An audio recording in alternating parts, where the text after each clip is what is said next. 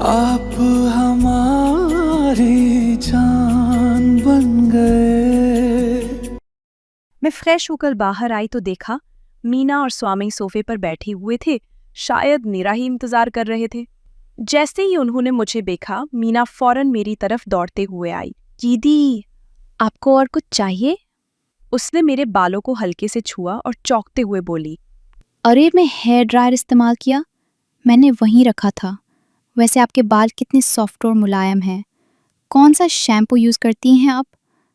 इतने सारे सवालों से मैं कुछ बोल पाती कि पीछे से एक मिडिल एज महिला की आवाज आई। लक्ष्मी, कितने सवाल करेगी तू? मेहमान को ठीक से सांस तो लेने दे। मैंने पलटकर देखा, वो एक सौम्य सी महिला थी, हाथ में बड़ा सा ट्रे पकड़े हुए।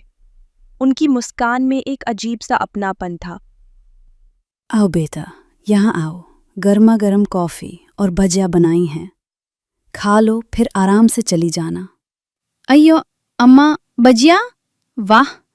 मीना खुशी से चिल्लाई और मेरा हाथ पकड़कर मुझे डाइनिंग टेबल तक ले आई। स्वामी भी हमारे पीछे पीछे आ गए। मैं डाइनिंग टेबल पर बैठ तो गई, लेकिन मन ही मन बस जल्दी से हॉस्टल लौटने का बहाना ढूंढ रही थी। आंटी, मुझे अब जाना होगा, मैंने हिम्मत जुटाकर कहा। आंटी ने प्यार से जवाब दिया।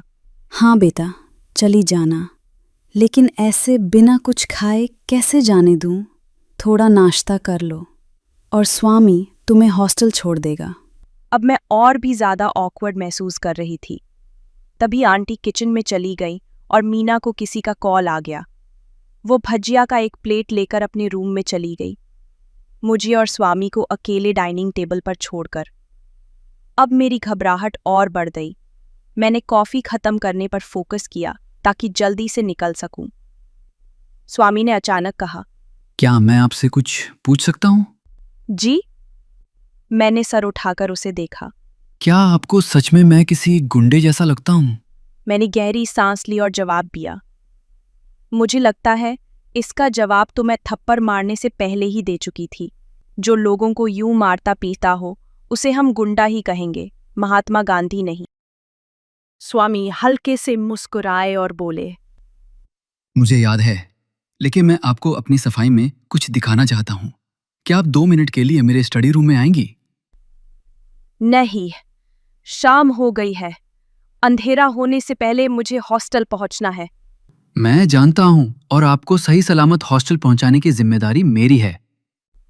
कोई जरूरत नहीं, मैं खुद जा सकती हूँ, मैंने तीखे लहजे में जवाब दिया। ठीक है बाबा, ठीक है। उन्होंने हाथ उठाकर शांत करते हुए कहा, अगर मेरे साथ जाना आपको अजीब लग रहा है तो मीना आपके साथ जाएगी, लेकिन मैं आपको अकेले नहीं जाने दे सकता। यहाँ के लोग थोड़े ज्यादा इमोशनल और एग्रेसिव हैं। मुझे वो सब ड्रामा करना पड़ा ताकि आपको कोई दोबारा परेशान ना करे। फिर थोड़ा रुककर उन्होंने कहा, वैसे वो सिर्फ ड्रामा नहीं था। मैंने दिल से आपसे माफी मांगी थी और अभी भी माफी मांग रहा हूं। क्या आपने मुझे माफ किया?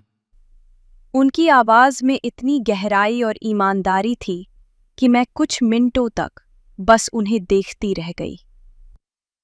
मिस मीरा, क्या आपने मुझे माफ किया? उन्होंने दोबारा पूछा। मुझे समझ नहीं आया कि मैं क्या जवाब दूं।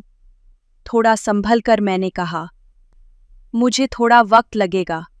वैसे मैं थोड़ी गांधी भक्त हूं, हिंसा पसंद नहीं है। ये सुनकर उन्होंने हल्की सी मुस्कान दी। क्या सच में? गांधी भक्त? ओ यार, मैंने कहीं सुना नहीं ऐसा कि गांधी जी ने कब थप्पड़ मारना सिखाया था। ये बोलकर उन्होंने अपने उस गाल को छुआ जहां मैंने थप्पड़ मारा था। उनकी बातों में एक अजीब सा ठहराव था, जैसे वो हर शब्द को सोच समझकर बोल रहे हों ताकि मैं खुद को सहज महसूस कर सकूं। मैंने हल्के से सिर हिलाया, मानो कह रही हूं कि सब ठीक है, लेकिन सच तो ये था कि अंदर से मैं अब भी घबराई हुई थी। जाने से पहले मेरी नज़रें एक बार फिर स्वामी की तरफ उठी। वो वहीं खड़ा था, अपने चिर परिचित शांत अंदाज में। उसके चेहरे पर हल्की सी मुस्कान थी, लेकिन उसकी आंखें कुछ और कह रही थी। एक सवाल जो बिना बोले ही उसके चेहरे पर साफ झलक रहा था। क्या आपने मुझे माफ किया? मुझे ऐसा लगा जैसे मेरे जवाब का इंतजार वो अपने दिल से कर रहा हो। लेकिन इस बार उसने कुछ कहा नहीं। शायद उसे भी एहसास था कि हर जवाब तुरंत नहीं मिलता। मैंने एक गहरी सांस ली और मन ही मन सोचा, शायद माफी का जवाब वक्त के साथ ही दूंगी। फिलहाल तो बस यहाँ से निकलना था। मीना मेरे साथ बाहर आई। उसके हाथ में कुछ अखबार थे। मुझे लगा कि शायद ये उसके किसी काम के लिए होंगे, इसलिए मैंने ज्यादा ध्यान नहीं दिया। हम कैंपस में चल रहे थे। मैंने चारों तरफ देखा और राहत की सांस ली। थैंक गॉड, कोई मुझे अजीब तरीके से घूर नहीं रहा था। वैसे मीना, तुम अभी किस क्लास में पढ़ रही हो? मैंने बातचीत शुरू करने के लिए पूछा। 11वीं में हूँ। अगले साल 12वीं में जाऊंगी। लेकिन दीदी, मुझे समझ नहीं आ रहा कि 12वीं के बाद क्या करूं। अप्पा बोल रहे हैं कि मैं डॉक्टर बन जाऊं, और अन्ना से पूछा तो उन्होंने सब मेरे ऊपर छोड़ दिया। मैंने मुस्कुराते हुए कहा, कोई बात नहीं, मुझे पूरा यकीन है कि इसका जवाब तुम खुद ढूंढ लोगी, बस अपने दिल की सुनना। मीना थोड़ा रुकी और फिर बोली, वैसे दीदी, मुझे आपसे कुछ बात करनी है। हाँ बोलो ना, क्या बात करनी है? क्या भगत सिंह को आतंकवादी कहोगे? उसके सवाल ने मुझे चौंका दिया। नहीं, बिल्कुल नहीं। वो क्रांतिकारी थे। उन्होंने देश के लिए बहुत बड़ा बलिदान दिया। मैं उन्हें आतंकवादी कैसे कह सकती हूँ? लेकिन आपको पता है, लंदन में हमारे देशभक्तों को उस वक्त आतंकवादी कहा जाता था। हाँ, ये मुझे पता है। लेकिन तुम ये सब मुझे क्यों बता रही हो? मीना ने गहरी सांस लेते हुए कहा, क्योंकि मेरे अन्ना भाई भी कोई गुंडे नहीं हैं। वो बस गलत को रोकते हैं और जो गलत करते हैं उन्हें सजा देते हैं। हाँ, उनका तरीका गांधी जी जैसा नहीं है, लेकिन वो भगत सिंह के रास्ते पर चलते हैं। इससे वो गुंडे नहीं बन जाते। मीना ने हाथ में पकड़े अखबार मेरी तरफ बढ़ाए। ये लीजिए, इनमें मैंने जो मार्किंग की है वो पढ़ लेना। शायद इसके बाद आप मान लेंगी कि मेरे अन्ना कोई गुंडे नहीं हैं। उसकी बातों में इतनी ईमानदारी थी कि मैंने अखबार ले लिए बिना कुछ बोले।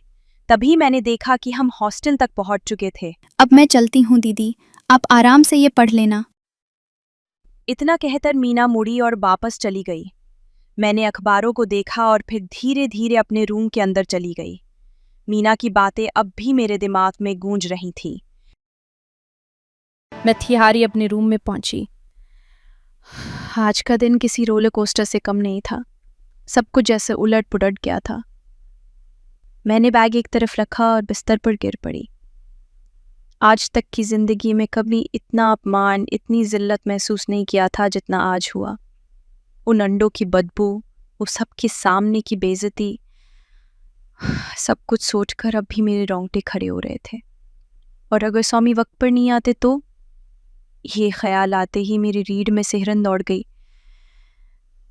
लेकिन स्वामी है क्या चीज़?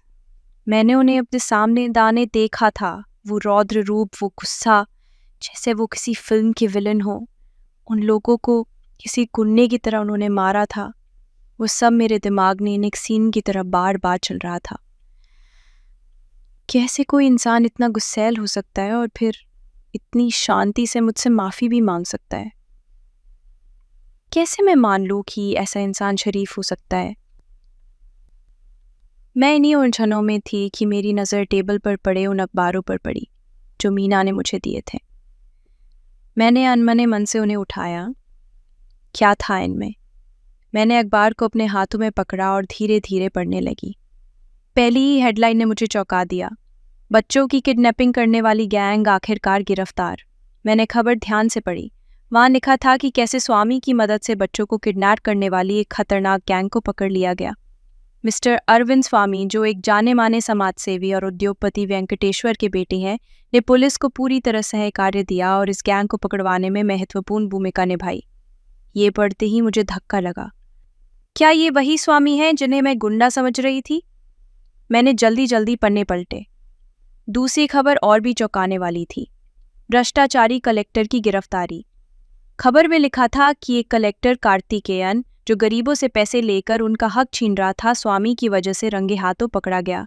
जब एक बूढ़ी महिला नगम्मा अय्यर अपनी पेंशन के लिए कलेक्टर से गुहार लगाते लगाते थक गई और उसने आत्महत्या करने की कोशिश की, तब स्वामी ने समय पर आकर उसकी जान बचाई। उन्होंने न सिर्फ महिला को सहारा दिया बल्कि पुलिस को कार्तिकेयन की करतूतों का सबूत देकर उसे गिरफ्तार करवाने में मदद की। ऐसी और बहुत सारी खबरें थीं, पर अब मैंने अखबार को धीरे से बंद कर दिया और टेबल पर रख दिया। क्या मैं वाकई स्वामी को गलत समझ रही हूँ? मेरा दिमाग अब सवालों से भरा हुआ था। क्या मैंने स्वामी को गलत समझा? जो इंसान बच्चों को किडनैपिंग से बचाने में मदद करता है, भ्रष्टाचार के खिलाफ आवाज उठाता है, क्या वो सच में गुंडा हो सकता है? लेकिन फिर वो गुस्सा, वो मारपीट, क्या ये दोनों पहलू एक ही इंसान में हो सकते हैं? मेरा मन अब और भी उलझ गया। क्या मैं स्वामी के बारे में जल्दी फैसला कर चुकी थी? शायद हाँ, और ये बिल्कुल गलत था। मैंने उस पल महसूस किया कि मैंने उनके गुस्से और आक्रामकता को देखकर उन्हें जज किया।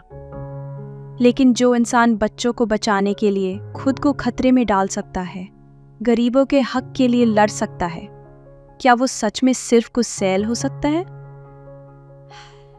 शायद मैं उन्हें सही से समझ नहीं पाई, या शायद मैंने कभी समझने की कोशिश ही नहीं की। शायद वो ऐसे नहीं है जैसे मैंने समझा। दिल के किसी कोने में एक अजीब सा एहसास होने लगा। क्या ये सिर्फ पछतावा था या कुछ और? उनका वो गुस्सा, वो जिद्दीपन और फिर वो मासूमियत भरी माफी मांगने की अदा। लोग एक तरफा नहीं होते। हर इंसान के भीतर कई कहानियां होती हैं, कई परतें जो वक्त के साथ खुलती हैं। क्या मैं उन्हें समझने की कोशिश करूंगी अगर वो मुझे एक और मौका दे? ये ख्याल मेरे दिल में आया। अब स्वामी सिर्फ एक अजनबी नहीं थे जो किसी गलतफहमी का शिकार हुआ था। वो मेरे लिए एक पहेली बन गए थे, एक ऐसी पहेली जिसे सुलझाने की चाह अचानक से मेरे दिल में घर कर गई थी। Hello hello miss Meera Desai, Sharvari की आवाज के साथ मेरे रूम का दरवाजा लगभग धड़ाम से खुला। वो अंदर आते ही अपनी चिर परिचित नाटकीयता के साथ बोली, तो फिर कैसा लगा? क्या अंडों की बारिश? मैंने अनमने ढंग से पूछा, जबकि मुझे पता था वो किस बारे में बात करने वाली है। उसकी तो तू हकदार थी बहन, ये तो तेरे ही बस की बात थी। तूने द मिस्टर अरविंद वेंकटेश्वर स्वामी को थप्पड़ मारा, वो भी सबके सामने। मैंने झेप कर दूसरी तरफ देखा। सच में मिस मीरा मैडम, मुझे तो लग रहा था तू अब तक कहीं कुएं में फेंकी जा चुकी होगी। उसने मेरी हालत पर हंसते हुए कहा, फिर जल्दी से बोल पड़ी, चल छोड़, ये सब बात की बातें हैं। मैं तो कुछ और पूछने आई थी। क्या? मैंने उसकी तरफ देखा। तो कैसा लगा स्वामी का घर? अरे नहीं, घर नहीं, बंगला। मतलब सच बोलूं, मैंने तो सुना है वो जगह किसी राजा के महल जैसा है। अब तू तो वहां गई थी, बताना कैसा था? मैंने उसकी उत्सुकता देखकर एक लंबी सांस ली और सोचा, कहाँ से शुरू करूं? शर्वरी घर सच में, या कहूं कि बंगला, वाकई किसी महल से कम नहीं था। लेकिन मैंने कुछ कहते कहते रुक गई। लेकिन क्या? शर्वरी की आंखें चौड़ी हो गईं। पता नहीं यार, वो घर जितना शानदार था उतना ही सिंपल भी। और स्वामी? क्या स्वामी? शर्वरी ने मेरी तरफ झुकते हुए पूछा।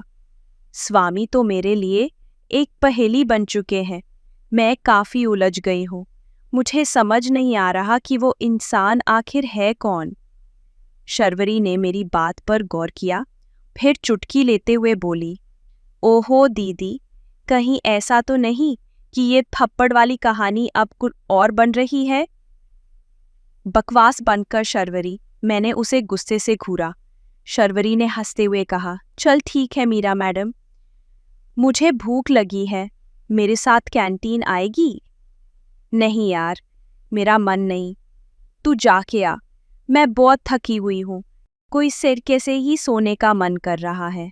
ठीक है, गुड नाइट बोलकर शर्वरी चली गई और मैं यहाँ अपने ही ख्यालों में खोकर बेड पर लेट गई। सोचते सोचते मुझे नींद कब आई ये पता ही नहीं चला। आप हमारी जान बन गए।